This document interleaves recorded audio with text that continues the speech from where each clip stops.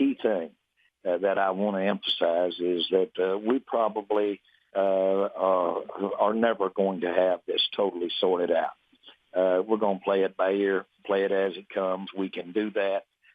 And to do it really right for the advantage of the team, which we deserve, he's really got to be ready to go at the top of his game. Okay, so that's Jerry Jones talking again about the current quarterback situation that all of us seem to have figured out by now, but he's still going to play it by ear.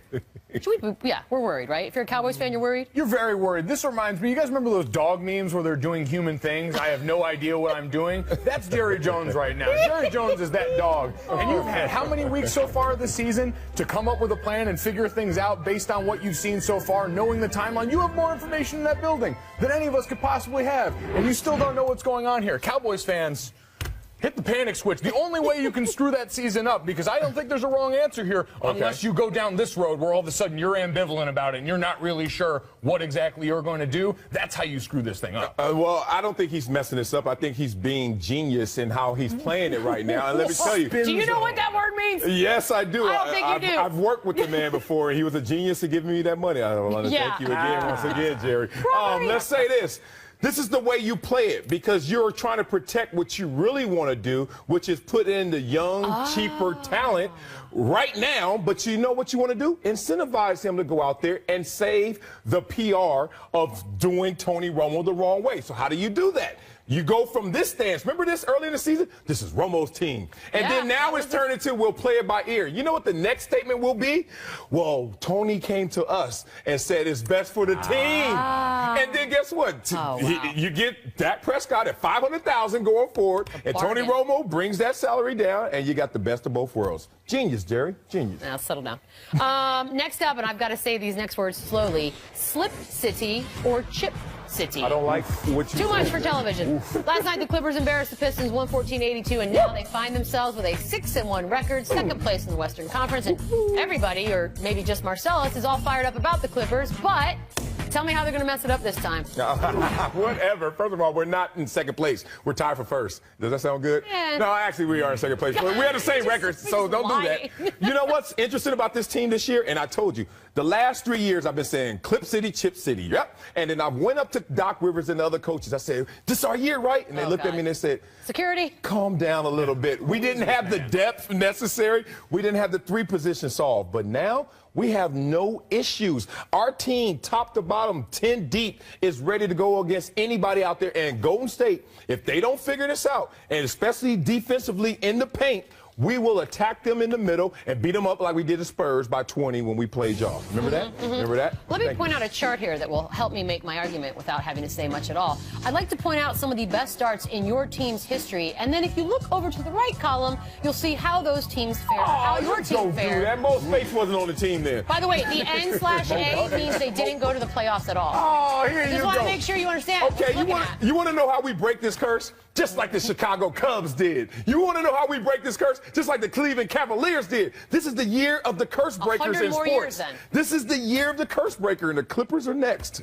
Yes. Yes. In the best interest of the economy words that gets us to the snake video quicker. Yep. I will say this. I said before the season, I think this is about time for the Clippers to take that step and be involved in this conversation. I'm in on the Clippers if they can avoid. We know injuries have been a problem for them, for key players in the last few years. Some of that internal strife in that building keep Blake from punching anybody that works on the staff. As long as you can avoid any of that stuff in there that would derail that, they've got the talent in place. They've got a good enough team to make a run here. You found out out the hallway. I'll bet you whatever you want right now. Oh, let's go. Whatever. Okay, deal. Yep, deal. I want a 1960-something Cadillac. Chef Curry with a shot. Last night, Steph Curry dropped buckets. Looked something like this. Man. He was 13 for 17 from beyond the arc, which set a new NBA single-game record for three-pointers. That being said, he did do it against a winless Pelicans team that is holding Anthony Davis hostage. Now, the question was, are we supposed to be impressed by this? The only reason I'm going to say no is because we just watched him give up his streak. Was 157 straight games with a three. Yeah. Gave it up against the Lakers, which means now you're starting right back at 1. And so I'm just not impressed. I'm not impressed, but they don't impress me anymore. Maybe I'm ignorant. Maybe I'm an idiot. I'll take all of it. This, for some reason, I don't care. That is so impressive to be that professional. Is it? To answer your own challenge, to make sure that you respond to the moment. That, God bless them, cannot get anything right. But Steph Curry's been on this tear for the last 2 years now, doing things we've never seen, and I had to look up. I couldn't believe he didn't already have this record. So for him to now finally make it shows you that he's found another extra gear. We were questioning that already in this early portion of the season. Right now, I'm absolutely impressed. These guys are all still drawing paychecks too. They may be the Pelicans, but they're still paid professionals out there guarding him. Exactly. And that's a relationship between you and the rim. It doesn't matter who your opponent is. Can you make 13 3-pointers? I don't care if your little kids are out there. That's a difficult I think something happened for me inside when he lost the streak over the weekend. I'm the millennial here. I'm supposed to be the jaded one. Yeah. What are you talking about? I'm old. Of course I'm going to be the jaded one. Well, I think it's impressive. You're supposed to have hope. It's impressive. Cynicism up here is really... It's pretty bad. He restarted greatness instead of just continued greatness. That's impressive. Started back at 1. We'll be right back. But first, Coach Pop was asked by reporters if he still keeps in touch with one Tim Duncan, and here he is. Oh, sure.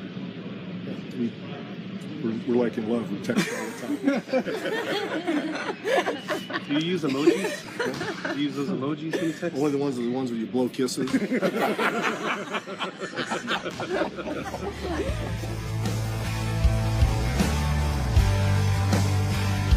Is Mike Golick Jr. And we have to start with Richard move.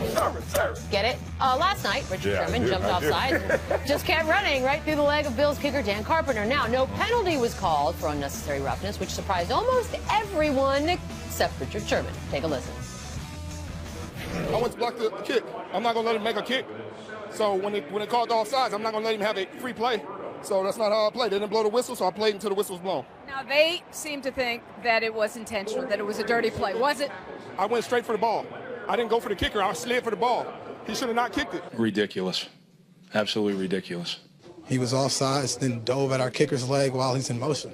Yeah, it's a dirty play. Don't worry, Dean Blandino has weighed in, confirming it was unnecessary roughness. But the Bills are acting like it's the dirtiest play of all time, Marcellus. Is it? It's up there. I mean, I really can't imagine a play that's dirtier because of a guy's conscious movements and conscious actions, and he knows he's wrong through the entire process. Let me take you through this. Playing defensive end before, I've jumped off sides numerous times. And every single time I did it, I knew I was off sides. But I'm not going to stop until you tell me to stop because I'm waiting on the officials to make the call. So already, he's cognizant that he's off sides. Rule number 1 that you violated. Rule number 2 that you violated is you never block a kick this way.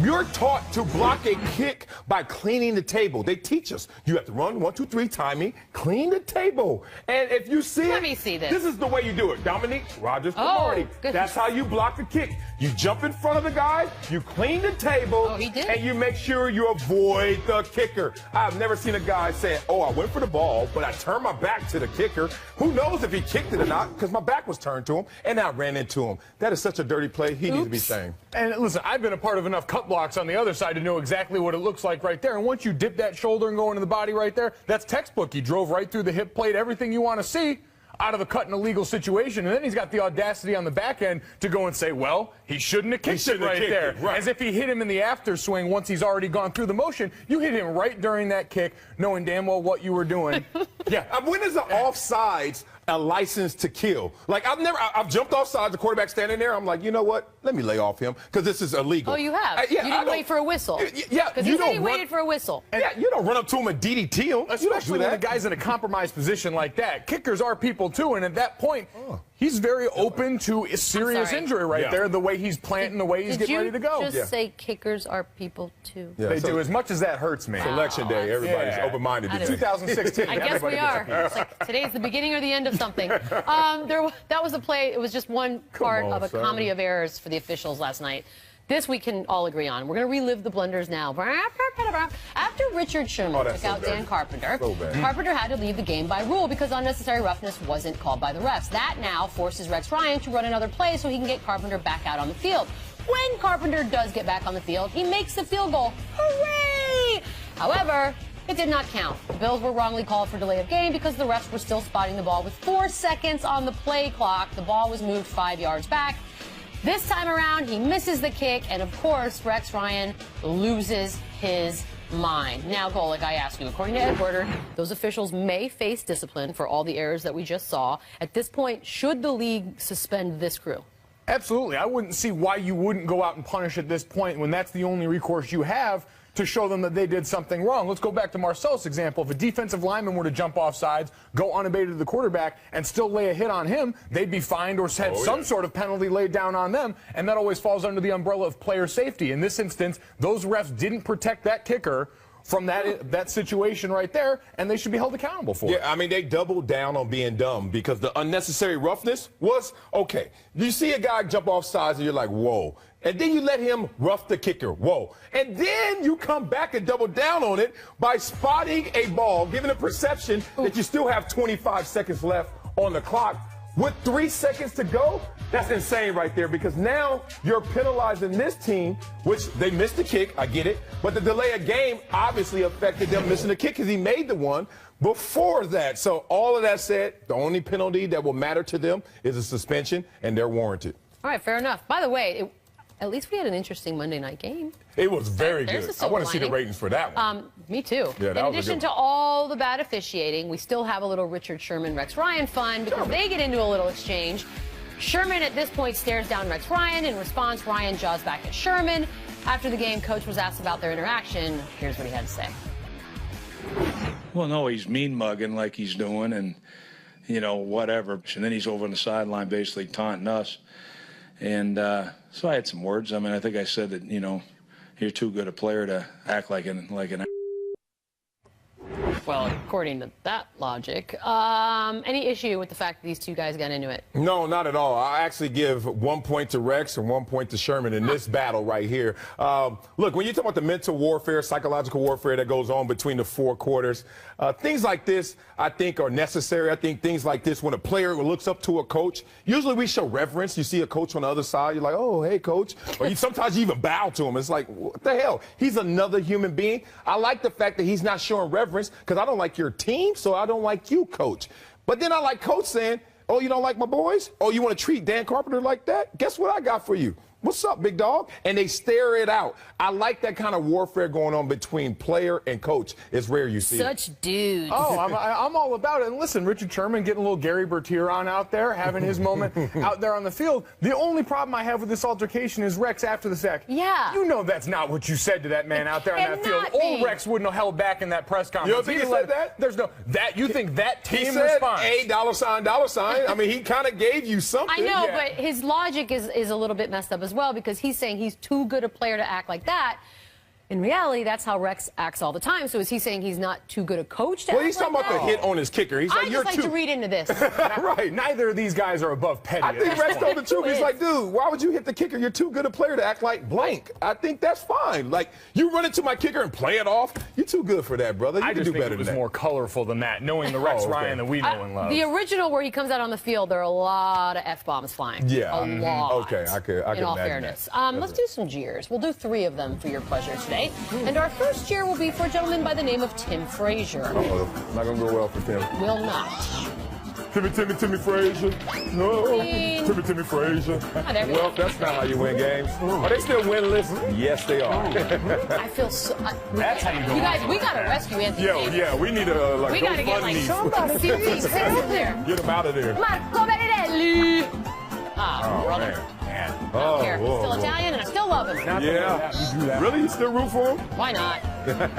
Bonus points for the Motherland. That's like that failed onside kick. I'll give you bonus points for the audacity. I'm just saying. Like, we got a cyclist in the show? Let me see this. Cyclocross action, I believe it's called. Damn. What the? Whoever designed that? What is this? Wait, what do you just carry your bike? What is happening? Yeah, who are these dudes that just decide they can just... Right. The bike is an accessory. Like, you don't really need it. Well, that guy didn't get the memo because everybody else is carrying the If he was clipped in, he's done. Idiot. All right, last night Steph Curry hit an NBA record 13 three-pointers, but he did against, of course, the winless Pelicans. So how impressed are we really? We'll discuss it next. Pop shot look good. This is Sports Nation. Sports Nation is presented by Toyota. Let's go places.